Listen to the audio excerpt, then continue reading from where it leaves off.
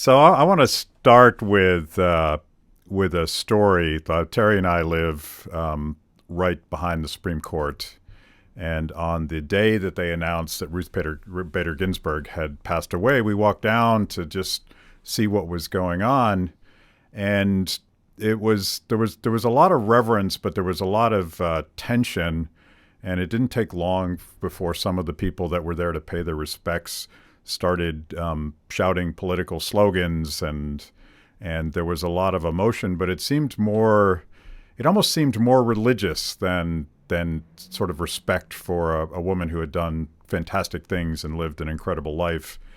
And it dawned on me at that moment that somehow, somewhere in America, the Supreme Court has gotten way too powerful that the passing away of a single justice, 1 out of 9, could create this sort of existential crisis for at least half America. And that strikes me as a good starting off point to talk about your new book. I don't know if you planned it this way, but your new book, Supreme Disorder, Judicial Nominations and the Politics of America's Highest Court, is a great sort of historic primer on how we got where we are today. And I'm hoping that you can solve all of our problems. Yeah, the hagiography that we have surrounding justices really makes it surreal. And you're right. A lot of the problems we have is because the court has become too important, and each justice, therefore, because there's only 9, has become too important. And to give everything away right up front, what's different about the way that politics affects the confirmation nomination process, because it's always affected it to some extent. I mean, the president, going back to George Washington, is a politician. Senators are politicians. What's different, and we'll discuss all that. But what's different now is you have centralization of power in Washington, and a skewing of that power towards the administrative state. So the Supreme Court is ruling on all these major political controversies, and divergence of interpretive theories that map onto partisan preferences at a time when the parties themselves are more ideologically sorted than they've been since at least the Civil War. So, yeah, each one of these precious seats, and we saw the inverse 4 years ago with Scalia. That this is what happens. It's a tremendously fraught battle. And of course, I guess when it's a progressive justice, you also have, supporters are less religious, and so this is the closest thing to a saint or pope that they have. Yeah, it seemed like a civic religion, and all the iconography of black robes, and like they're almost like the high priests of deciding truth in the United States. So as a libertarian, it sort of makes me incredibly uncomfortable that someone chosen for life would have that sort of power over my life. But that's how we've gotten here, and you sort of document that. And let's start. I'm not going to follow a logical progression here because that would require too much discipline on my part. But what do you think the tipping point was, particularly in terms of judicial philosophy, that the Supreme Court became the deciders? They're more than an equal branch of government in a lot of ways. Yeah, you can tell different tales. You can use different inflection points. In my book, which, like Gaul, is divided in 3 parts. So you have the past, the history, basically George Washington through 1968, which is my answer to your question. The second half is the present, basically the last 50 years, 68 to now. Then the third part is the future, potential reforms and things like that. But I picked 1968, especially, and you're right to touch upon judicial philosophy. It's not, when did we start having cataclysmic battles? Well, we've sort of had them throughout different times in our past. Even George Washington had a nominee rejected. Probably the biggest battle over any nominee was, I'd say, in 1916 with Louis Brandeis. Another presidential election year. But 1968, when LBJ, right, was a self-anointed lame duck, decided he wouldn't run for re-election, unpopular due to Vietnam, civil unrest, and Earl Warren, the controversial Chief Justice, presided over desegregation, civil rights revolution in various ways, criminal procedure, all sorts of things that led to the term liberal judicial activism, and had bumper stickers and billboards, impeach Earl Warren. He announced his retirement, and LBJ tried to elevate Justice Abe Fortas, who wasn't just a justice, but was a close confidant of his. I mean, was advising him on where to bomb in Southeast Asia, among other things. And Fortas ran into a buzzsaw, a bipartisan buzzsaw, I should say, about various ethical concerns, financial things he hadn't declared, plus the cronyism with LBJ. And some people call it the first filibuster of a Supreme Court nominee, but he'd never even had majority support in the Senate. And again, the opposition was bipartisan. But really, it's at that point with Nixon running on, no, I will fill the activist Warren seat with a strict constructionist. And it's really at that point that I'll point to where judicial philosophy took off, rather than one particular issue, be it trust busting or slavery or the formation of the republic or what have you. But judicial philosophy writ large, and the divergence of the parties on that, really 50 years is where I'd peg it.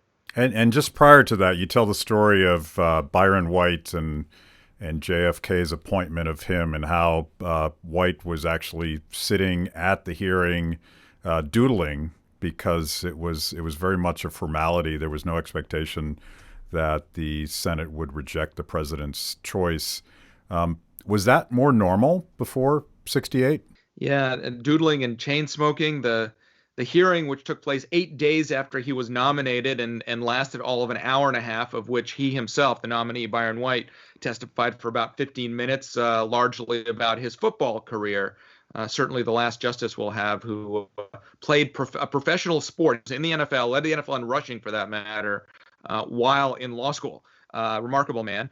The hearings, I mean, first of all, hearings didn't start until that tumultuous year of 1916 that I mentioned, because it was controversial that Brandeis was not only Jewish, but a big progressive crusader, although Brandeis himself did not testify because that was seen as unseemly for the nominee to present himself.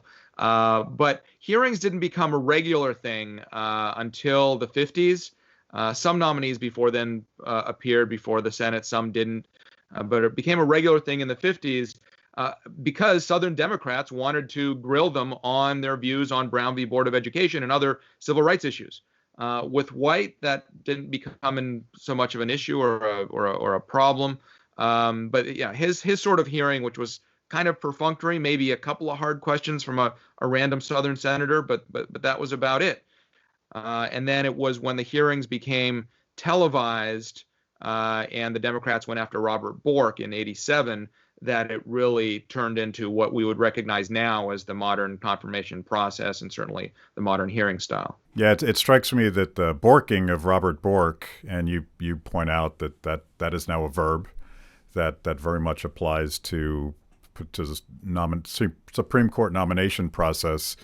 But that does seem to be a change, at least in the politicization of the process, and maybe they were performing for the cameras. Of course, now ostensibly President-elect Joe Biden played a part in that, and you talk about the Biden rule, which we'll get into. But there was that moment where Robert Bork, they threw everything in the kitchen sink at him to try to politically destroy him, and successfully did that. And it seems like at that moment the gloves came off on both sides. Is that fair, or is that an exaggeration? Well, it certainly came off on the Democrat side. The Reagan White House was not expecting it. I mean, they were on their back foot.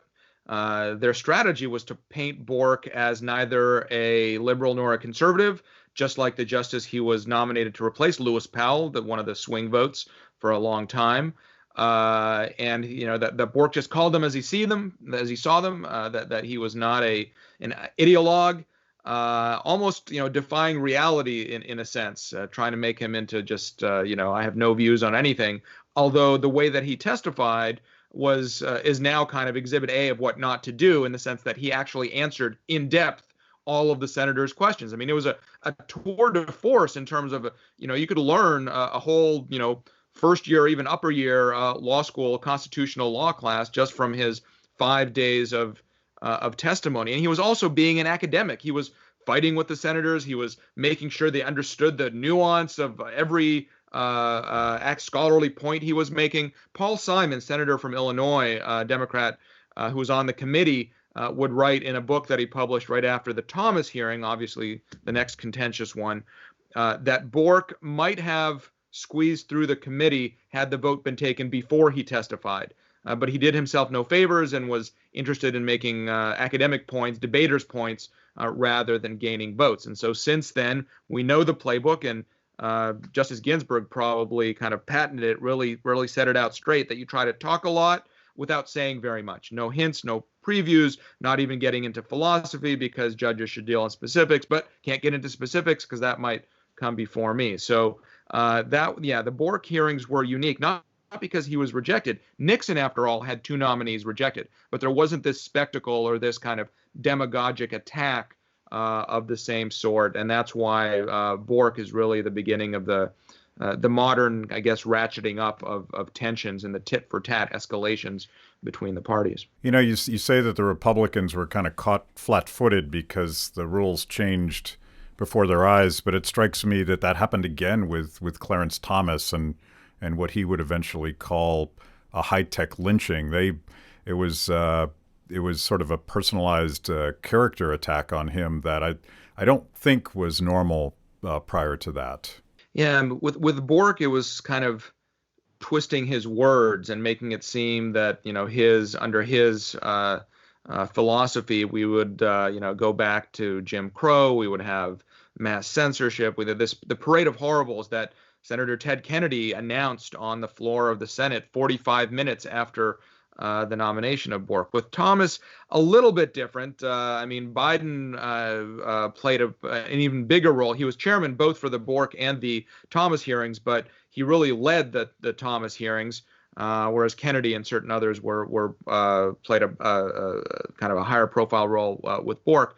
And they didn't really lay a finger on Thomas during the first part of the hearing. It's only when Anita Hill came out, parallels to what happened with Brett Kavanaugh more recently, that it was this kind of personal attack. And Biden said at the time that he tried to play it straight and ended up pleasing no one. Some of the liberals in his party thought that he wasn't strong enough on Thomas.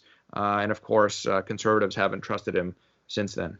And fast forward to Gorsuch. One of the points you make in the book that I hadn't really considered, but the all-out war that the Democrats declared on Gorsuch and really didn't succeed in landing a punch, and then they went nuclear, the so-called nuclear option.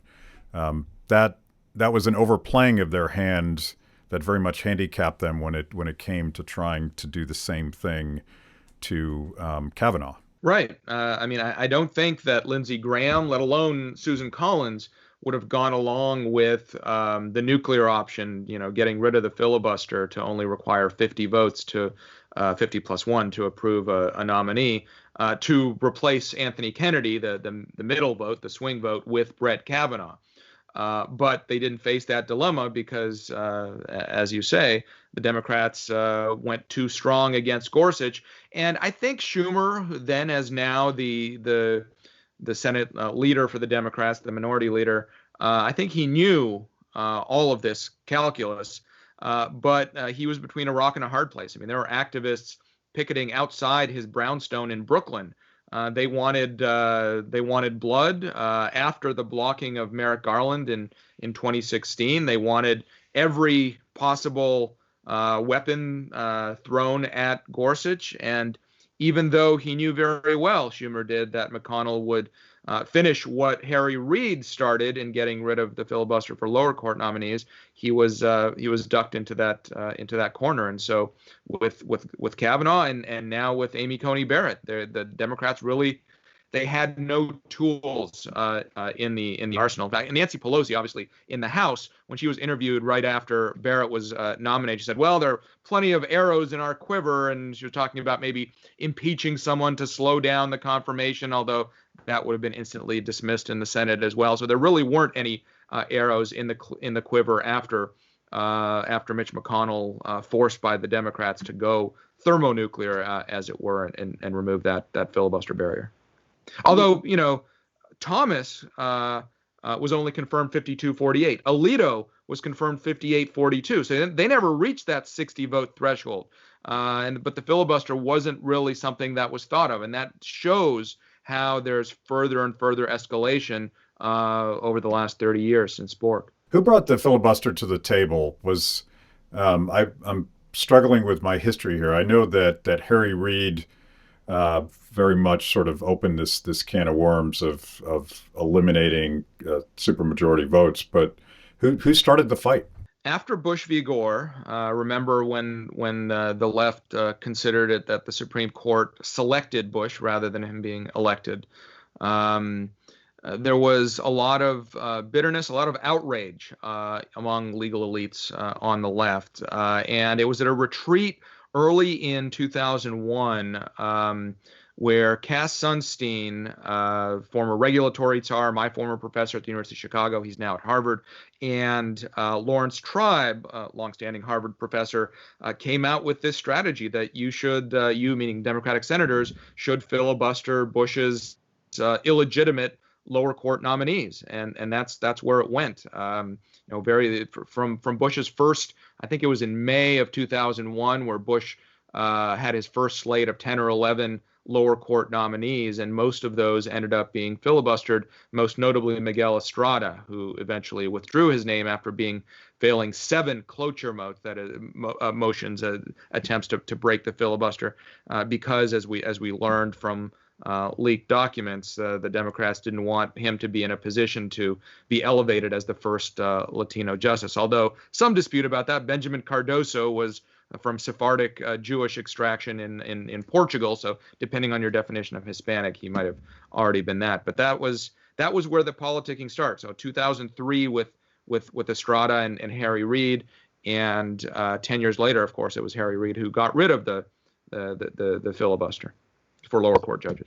It's interesting that the claim that Bush was an illegitimate president started this fight, and we're as we speak, and by next week when we run this show, maybe there is a declared winner in the 2020 presidential election. But a lot of people a lot of Democrats are eviscerating Donald Trump for not sort of quietly going away and challenging the legitimacy of some of the votes. What's your take on all that? Does Trump have a right to go through this process and make sure that votes in Pennsylvania and Michigan and all these states are legal and proper? Does he have any tools to approach that?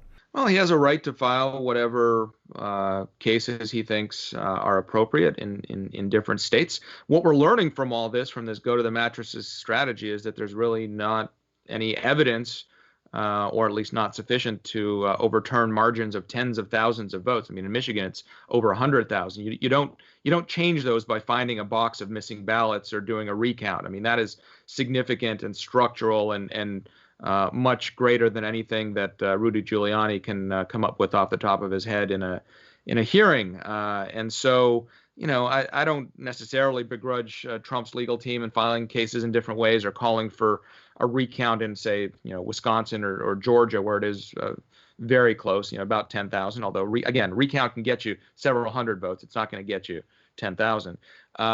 What is, I think, damaging is Trump insisting still that he won, and if he didn't, it's only because of massive fraud. Again, without presenting that sort of evidence. This is not Bush v. Gore, where it came down to 500 votes in one state. It's not even Bush v. Gore times 5 or 6 states, because again, the margins are not in the hundreds of votes. So some of the talk and sort of leading his supporters increasingly to think of the eventual result as illegitimate, I think that's not good. Although let's be clear that the Democrats don't have clean hands either.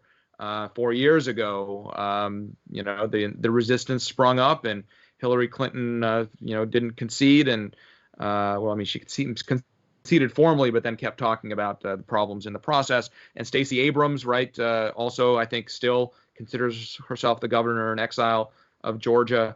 Yeah. So there's plenty of ill feelings and soiling our democracy to go around. I think if the shoe were on the other foot, with Trump leading by 30, 40, 50,000 votes in half a dozen states. And, there would be litigation as well from the Democrats. It would, look a slightly different perhaps, but, when you have bitter polarization politically and a low level of social trust with low public confidence in our institutions, this is what you're going to get. And, I don't know the way out of it, but certainly part of the impetus for my book is that the Supreme Court has been swept up into the same toxic cloud. And it's like both parties for the past 4 years. I mean, forget Al Gore in 2000, but I feel like a lot of the left has called Donald Trump an illegitimate president for the last 4 years. And by the way, I'm not a huge Trump fan, but I find these tactics to be sort of mutually assured destruction, where no matter what happened in this election, whatever party had succeeded in taking the White House, the other party had built this narrative that whatever happens, it's illegitimate, and it's dangerous, and it's fraught with political hypocrisy, and taking just one step back, remembering the so-called Biden rule. Explain what the Biden rule is, and explain why nobody means it when they invoke the Biden rule, because it really depends on whose guy is up on the block. Right. In June of 1992. Senator and still Senate Judiciary Committee Chairman Joe Biden gave a speech on the floor saying that if there's a Supreme Court vacancy before the election, that George H.W. Bush should refrain from making a nomination, and the Senate would not take that person up because it would be a detriment to the country in all sorts of ways. Of course, there was no vacancy at that year, and Clinton won the election and got two vacancies the two next years. But that was obviously brought up again in 2016 when Antonin Scalia died in February of that election year, and President Obama a month later in March did make that nomination of Merrick Garland, and the Senate, Mitch McConnell said right away, without waiting for the eventual nomination, that there would be no hearings, there would be no votes, playing hardball. So, and at that point, it came out that the Biden rule, and also the Schumer corollary, or a reaffirmation of the Biden rule in, I think this was in 2000. This was July 2007, more than a year before the 2008 election, that George W. Bush should not get any more opportunities to fill Supreme Court seats. So, as you said, hypocrisy to go around, when historically it really comes down to whether the Senate is controlled by the same party as the White House or not. In presidential election years, let me back up. Overall in our history, when the Senate and the White House are controlled by the same party, the confirmation rate for Supreme Court nominees is about 90%. When it's different parties, it's south of 60%. And in presidential election years, it's still 90% if it's united government, but it's 20% if it's divided government. So knowing nothing about 2016, knowing nothing about 2020, forgetting the Biden rule or anything else, just going by that, you would expect to have happened what happened in 2016 with no confirmation, and in 2020 with a confirmation. So, people change positions based on what's politically expedient. Surprise, surprise, senators flip-flop. But of course, both parties are somewhat boxed in by the activist base that they've helped create, that expects them to do by any means necessary whatever it takes to stop the other party. And the thing that came out of all of the bitterness, Trump was able to nominate successfully 3 new members of the Supreme Court, and progressives went bananas about that. And that's where this narrative came from, that, well, we'll just take the White House and pack the Supreme Court. Can Joe Biden pack the Supreme Court? Well, it doesn't take a constitutional amendment. The Constitution is silent about the size of the Supreme Court, and we've had as few as 5 and as many as 10 in our history, with changes always coming with, not just for pure reasons of the country's growing, we need more justices, but also for political shenanigans, preventing the power of the Federalists or the Democratic Republicans, or we can't let Andrew Johnson fill any seats because he's illegitimate, all these different reasons in the past. And so it's been fixed at 9 since 1869. All it would take to change it would be an act of Congress signed by the president. Of course, there's still a filibuster for legislation in the Senate, so it would take the nuclear option, or whatever kind of weapon they come up with analogy to define what getting rid of the legislative filibuster would be. It looks like that option is now dead on arrival because, of course, at best, the Democrats would be split. The Senate would be split 50-50 with Kamala Harris providing the deciding vote. And I've been told by people who are expert in Senate parliamentary procedures that the president of the Senate, meaning the vice president in this scenario, Harris, does not get to vote on to be a tiebreaker on procedural motions. And so there's no way at this point to break the legislative filibuster, even if Joe Manchin, who said that he would not be for getting rid of the filibuster, let alone packing the court, went back on that. So I think we're safe for at least 2 years from any of that talk, which is why it's quieted down. A month ago, I was doing interviews, and every single time it was all about court packing. Now it doesn't look realistic at all. Biden did say that he wants to have a bipartisan or independent judicial reform commission. We'll see if that happens or if anything comes of it. Frequently, these blue ribbon commissions are just to, kind of put an issue on the back burner, and then, that's very nice. We'll file this report in the circular file, and nothing happens to it until there's more political power to do what I actually want to do. It strikes me that those calls were probably never taken all that seriously by Democrats behind closed doors, but I bet you it did really well in direct mail leading up to the election. And a sort of shameless demagoguery. Trump is arguably guilty of the same thing by suggesting to his most ardent supporters that this election there was broad, massive fraud. There's no evidence that that's true yet, and we'll see. But this idea that we're going to pack the Supreme Court was sort of an empty political gesture. Do you think? Well, I mean, if the Democrats had won several seats, and had a comfortable margin where, the 50th Democratic vote would be not Joe Manchin, but someone a little more solid or a little more, not a swing senator, as it were, then it would have become a realistic possibility. I mean, there's other things I suppose they could have done. They could have packed the lower courts. They still might do that, add more judgeships, which we haven't had new judgeships in, I think, 30 years, or maybe there were a few created under Bush, but it's, there are a lot of district courts. I mean, not very political, but just like the bread and butter of federal judging that are overworked. And so they could do things like that still. But I think this court packing issue inured to the benefit of Republicans. I mean, this is probably one of the reasons why the Republican Party overperformed both in the Senate and in the House, as they saw this crazy talk of court packing and whatever else, the Green New Deal, getting rid of the filibuster, we'll do all this stuff, the socialism and all that didn't help Trump, or it helped him somewhat, not enough, to have those winning margins, but to do better than the polling was showing. But it certainly did preserve the divided government, and indeed, Joe Biden will be the first incoming Democratic president without Democratic control, unified control of Congress since Grover Cleveland, I think, in 1888, something like that. So, no coattails, no sales. I mean, this is all going to be very negotiated. We could see for the first time since Thomas a confirmation hearing process during a time of divided government.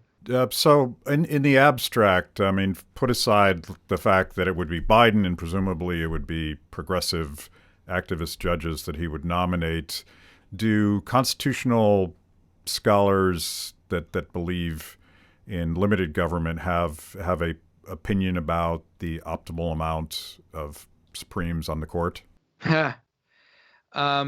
Well, I take this up in my book. If I were writing on a blank slate, designing a new constitution or a new Supreme Court, you might want more than 9. Say if you had 19, there would presumably be fewer 10-9 decisions than 5-4. Each one of those 19 would be, less powerful than each one of 9, so that would diffuse tensions. Perhaps there are some dynamics, the management consultants will tell you about the decision making in larger groups, but I don't think 19 is, or 15 or whatever is so big that the system breaks down. So maybe you'd have more. The problem is we're not writing on a blank slate. And so how do you get from what we have now to whatever some platonic mean might be? And even if you said that, well, this doesn't take effect for 10 years, well, there's nothing stopping that Congress 8 years from now seeing the writing on the wall from changing it back or growing it further. So I don't think there's an optimal number that way. Term limits might help turn down the heat a little bit, at least if it would prevent these morbid health watches over octogenarian justices or politically timed retirements, and you'd have the regularity. Each presidential term would have two during election years. That when you're voting for president, for Senate, that you're going to get two in the next 4 years. But we have to be clear that that would not change the ideological balance of the court. It wouldn't change its power and the significance of its rulings. And that's why, I'm amenable to term limits. But to really, change the dynamic and these big fights that we have, it has to be more substantive, more about the product than the process. All of these reform proposals, whether with twiddling with the number, the term limits, how you ask questions of them, all these different things are rearranging deck chairs on the Titanic. And the Titanic is the ship of state. That is, we've had a decades-long progression of federalization of power, and within the federal government, a skewing of power away from the legislative branch. Congress punts its power, lets the administrative agencies write all the rules by which we actually live our lives, and that makes the court ever more important. And so unwinding that, enforcing federalism, separation of powers, making the court less important, not totally unimportant. It would still have to decide individual rights issues. Abortion wouldn't go away, guns, all these the culture war stuff wouldn't go away, but at least you wouldn't have the Obamacare type cases. Texas wants this kind of environmental regulation, California wants another. Why is Washington making that decision for everyone at the same times? But that's ultimately the dynamic that we have. That, or kind of a reshuffling of the parties so that judicial philosophies don't neatly match up to political ideologies. Yeah, it strikes me that reforms of the court are really treating symptoms and not problems, and you can go all That's the way exactly right. Go all the way back to George W. Bush signing campaign finance legislation, and I believe at the time saying, "I know this is unconstitutional, but I'm going to do it anyway." Yeah, he's basically admitting that he violated the oath that he took. Absolutely. Yeah. And that cavalier attitude is let's just let the court take care of it. And I think conservatives and certainly libertarians put a lot of stock in the Supreme Court challenge of Obamacare, only to discover that Roberts really was going to make a political decision and not a judicial one in that case. I think I've spilled plenty of ink and plenty of tears over Roberts' decision in NFIB versus Sebelius, that first Obamacare case 8 years ago. But the irony here is that in doing what he did, thinking that he needed to uphold Obamacare, to punt it back to the political process in that 2012 election year to decide the health care law's future, and thinking about the court's legitimacy, he really decreased in the public's eyes the court's legitimacy in that way. It would have been one thing if Anthony Kennedy had simply agreed with the liberals and say, yeah, there are no limiting principles on what the federal government can do. At that point, it becomes a political battle. What kind of judges do you want? Do you want originalism and textualism, or do you want this free-ranging, there's no constitutional limit to federal power kind of theory? Instead, because, as you said, he made a small p political decision, Roberts really told the people, look, I'm not going to uphold the Constitution. If you want that sort of thing, you need to find your own strong man. It's not in the law, and so they did. I think that decision contributed to our populist moment. Yeah, and I'd like his rationale was to protect the court, but I feel like he's made it now ground zero in every philosophical and ideological battle that we have moving forward. I picked on George W. Bush, so let me pick on Joe Biden for a second. His campaign made it very clear that one of the first things that they would do should they take office is pass a national mandate that people would have to wear masks. Is that constitutional? No. The federal government does not have a general, what's called police power to regulate for health and safety. There are certain statutes, the Defense Production Act we heard about in the early pandemic about, updating contracts to get more ventilators made and more PPE and things like that. There are certain, control of the CDC and things that are federal programs. Federal government could have shut down airports and interstate highways, for that matter, things that actually are under the purview of the federal government. But a mask mandate is not that, which is why when we had the lockdowns, or shelter-in-place orders, essential businesses versus non-essential, all of that stuff, that came from governors and mayors, because states do have police powers for the general health and safety. So I think what Biden or some of his advisors or those in the media who talk about a national mask mandate, it's largely shorthand for trying to convince and cajole the governors to put in the mandates. Now, there are some sticks. If a governor decides not to do it, could the president withhold certain funds that go towards, say, COVID recovery, that go towards vaccines, or enforce limits on interstate commerce, interstate transportation, isolate the particular state? Literally, nobody can go in and out. Those kinds of extreme measures might be possible to try to coerce a state to take it. But at the end of the day, I haven't even seen, the most radical left-wing legal person, I don't mean activist, but professor or something, argue that there is a direct power to order a mask mandate by Joe Biden or a shutdown or something like that. Yeah, there's a lot of power, as you were alluding to sort of bully governors and cities into submission, because when the Surgeon General and the CDC and NIH and the government's health advisors are all saying that if you don't do this, people will die, you can imagine the political implications, and we're seeing this sort of demagoguery now. And by the way, I mentioned withholding funds. NFIB, that Obamacare case, the undercard issue below the individual mandate was transformation of regulations having to conditioning existing Medicaid funding on agreeing to expand Medicaid under Obamacare. That was struck down by a 7-2 vote. And so one thing that Joe Biden will not be able to do is say, hey, put in these mandates, or you're not going to get your transportation funds, you're not going to get your education funds, you're not going to get your Medicaid funds, because that under that NFIB precedent would be unconstitutionally coercive. So at least there are some limits there. Yeah, I mean, the demagoguery itself seems to be working right now.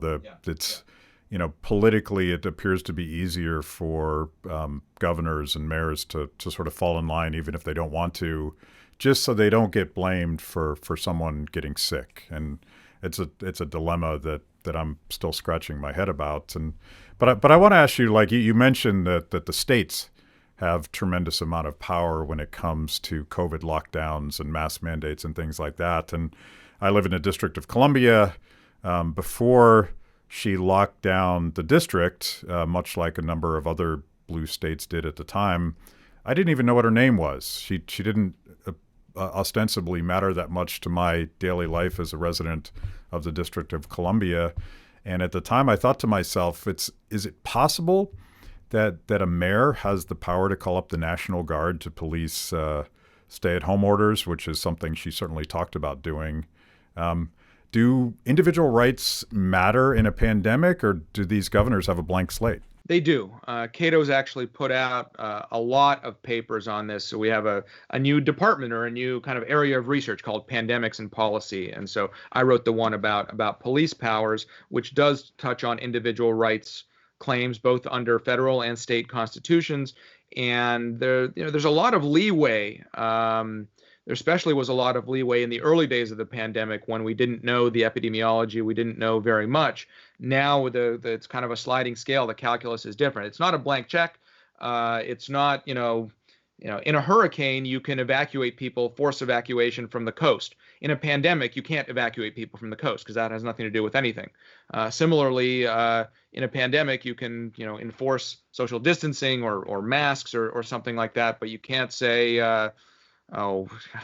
I don't know, you can never go outside your home or something like that.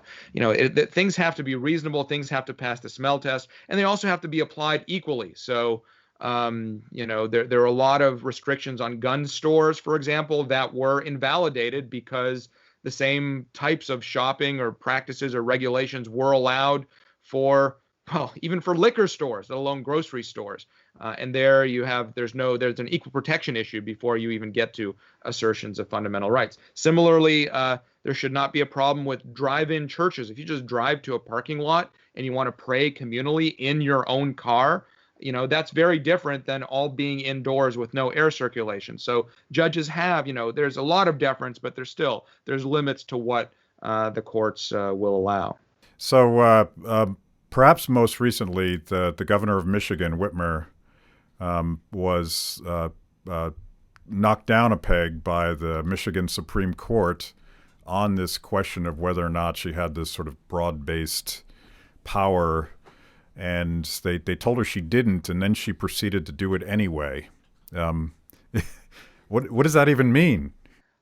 I'm not familiar with the very latest development out of Michigan. I know in some states, I know in Wisconsin, the state Supreme Court threw out, this was a couple of months ago now, the entirety of the lockdown because it was done by some health department deputy official who didn't have, under the state's own administrative powers, the authority to do that. And so they're enforcing their own state laws and state constitutional separation of powers issues. I think similar things were happening in Michigan, where the legislature, I think, had to authorize her to take more powers or something like that. But there is that, just because we're in a crisis or a serious situation doesn't mean that we're in an emergency, right? When you have cancer, that's very serious, but you don't get it treated at the ER typically. So similarly with emergency powers, lockdown powers, that sort of thing. We're into month 8, or is it 9, of the pandemic. Legislatures can and should act if they want to. If they don't, under many states' constitutions, the governor can't just say that, well, I'm creating a new, granting myself more powers out of thin air. So when Senator Mike Lee was on the show, we spent a significant amount of time sort of pointing back to the legislature, and I think the same thing would be true at the state legislature level. You sort of scratch your head and you wonder who sort of defends the Constitution when the court won't do it and the executive branch is sort of running rampant, doing all sorts of at least extra constitutional things. And it strikes me that the burden always falls back on the legislature to rein that in through the power of the purse. I assume that even Whitmer can't do whatever she wants if it's defunded. I'm hoping that there's some sort of way to rein this in. Yeah, I mean, there's a vicious cycle where everyone defers. It's like 2 or even 3 wolves arguing with the sheep about what's for dinner. If the courts, this is part of the dynamic that's affecting Supreme Court battles, because if the courts are allowing Congress, and the same dynamic happens at the state level, to just delegate all of its powers to the executive branch because they don't want to bear the political accountability for certain unpopular things that happen. If the courts aren't there to say, no, you are not allowed to delegate your legislative power to anyone, executive branch or otherwise, that is your power. And what James Madison and the other framers of our separation of powers structure failed to anticipate was the party system, whereby rather than jealously guarding their legislative prerogative, Congress or state legislatures are happy to punt that responsibility, either just because, as I said, that way the bureaucrats get blamed when they put in regulations that are unpopular or hurt people, or because they're from the same party as the governor or the president, and so they're not going to oppose that executive branch when it aligns with their ideological views. Yeah, but quite contrary to their pledge to defend and protect the Constitution, it's typical for partisans, Republicans and Democrats, to simply say, I'm siding with my president. He's my president. He calls the shots. And that's very contrary to how this whole separation of powers of things was supposed to work out. Absolutely, which is why it's doubly infuriating when the courts, getting one of these legal challenges to that kind of dynamic, say, no, we're just going to defer to the political branches. They must have considered their constitutional duties, and it's a close call. We'll just defer to their evaluation of the legal niceties of it. I mean, well, what are you there for? You there to be potted plants? I mean, that's why it's I'm against the what lawyers call the rational basis test. That is, if there's any conceivable reason why a legislature or an executive might put in a given rule, then courts will defer to it rather than putting the onus on the government to justify its restrictions of people's liberty. So let me ask you the question that I don't know the answer to, and I'm hoping that you do. But we go back and forth. People that believe in limited government, constitutional conservatives, libertarians, and we look at the sort of corruption, inability, unwillingness to do their jobs in all three branches of government. What do we do about it? What's our job to try to get things back in whack? I mean, civic education. It's tough. At the end of the day, Thomas Jefferson called the Constitution a parchment barrier. There's no Deus ex machina. There's no super guardians that'll step in when the fallible human beings that are running the government are out of whack. There are no, to invoke James Madison's Federalist 51, we're not governed by angels. If men were angels, no government would be necessary. If angels governed men, then we'd have a perfect government to police us, imperfect creatures. But in a system run by men, over men, and women, of course, you first have to check the guardian. You have to empower the guardians to protect our liberties, and then check them when they run amok. And when that breaks down, I mean, if the people don't want to enforce their own protections, there's not much that can be done. And for that reason, I think Jefferson supported having a revolution or at least a new constitution. He wasn't talking about a bloody war all the time, but every generation, every 20 years, 25 years, we recommit to whatever the structural values of the society are. I think we're failing in that. There was talk about the blood of tyrants, but I think that was just rhetorical flourish. So do some shameless promotion. If we got to get to this point where the citizens who really control whether or not government acts within its limits, it strikes me that all of us need to school up a little bit, and we could be despondent about the public schools and the general unawareness of the constitutional rules of the game. Or we could give people who have an ability to find that stuff for themselves now better tools to do that. And obviously, you've written your new book, and I assume that's available at all appropriate booksellers. That's right. Whether online or in person, I've actually personally visited all of the Barnes and Nobles in D.C. and Northern Virginia within reasonable driving distance of where I live in Falls Church. I think I hit 13 of them altogether, and signed all the copies there, which means that they count as sales because they can't return them once they're signed by the author. But it's kind of nice. It's basically the only part of a normal authorship process that I've gotten to enjoy, since we can't do these in-person signings or what have you. If your listeners, if your viewers buy it, I'm happy to send a signed book plate that they can stick in there. And it's available, if you listen to books in the car while driving, it's available on Audible or on CD. It's available on your Kindle. You might want to, holidays are coming up. It's a perfect Thanksgiving gift, let alone Christmas and what have you. And I tell you what, Matt, if you go to supremedisorder.com, not only can you find links to buy it, if you don't like Amazon, there's other places, independent booksellers, links there. But for free, you can download a 20-page statistical historical appendix of all the Supreme Court nominations and some of the lower court shenanigans that have gone on the last couple of decades. So you can really nerd out on that and be very popular in your next virtual cocktail party. Speaking of nerding out, which libertarians are always guilty of, you also oversee an annual review of Supreme Court cases. I think you've been doing this now for 11 years. Talk about that resource as well. Yeah, the Cato Supreme Court Review, which this coming year, next year, will be its 20th volume. I edited 11 of them, and I've now been publisher for 3. Trevor Burrus, my colleague at Cato, has been the editor for the last couple.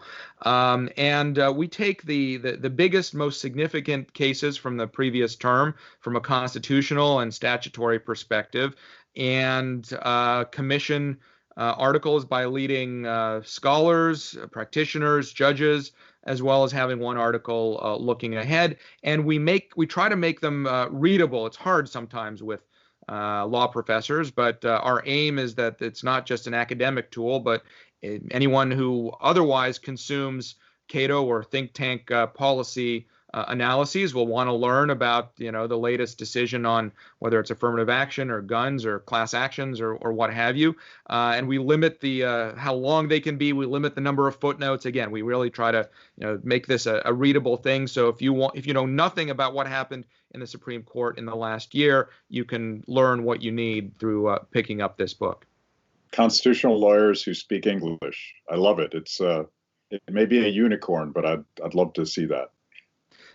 This is the rule number 1 that I teach my incoming associates. We've had for a while now, I guess about a decade, a legal associates program at Cato. Any law students watching this, if you're going to be graduating, please apply. I think every year the applications are due in February.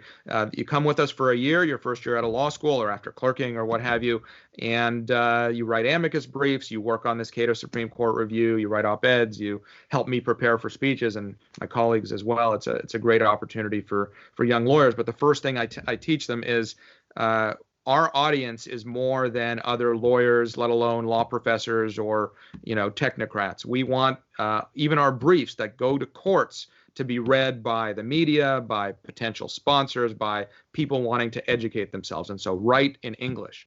In fact, when I taught legal writing at GW, George Washington University, about a decade ago, I would assign Hemingway short stories, inaugural addresses, articles from Sports Illustrated. Because I said, I can teach you the structure of how to write a brief or a legal memo. That's not hard. What's hard is being a good writer. And so I sent them that. And then finally, they're like, well, can't you give us any examples of legal briefs or memos or what have you? And yeah, I'd send them John Roberts's when he was one of the leading lawyers in the country, a leading Supreme Court advocate. And you know what? What's the difference between a John Roberts brief and kind of a run-of-the-mill appellate brief? They're simpler. Shorter words, shorter sentences, shorter paragraphs. It's not because he's a dummy. It's because he's smart. Yeah. Okay. Thank you, Ilya. And I look forward to continuing this conversation as Joe Biden attempts to put a dozen new radical progressives on the Supreme Court. Yeah. Next year in person, as the toast goes. Yeah. Cheers. Thanks for watching Kibbe on Liberty. By now, you know this is the most important event of your week. So make sure you subscribe on YouTube. Click the little bell so you get notifications. Kibbe on Liberty, mostly honest conversations with mostly interesting people.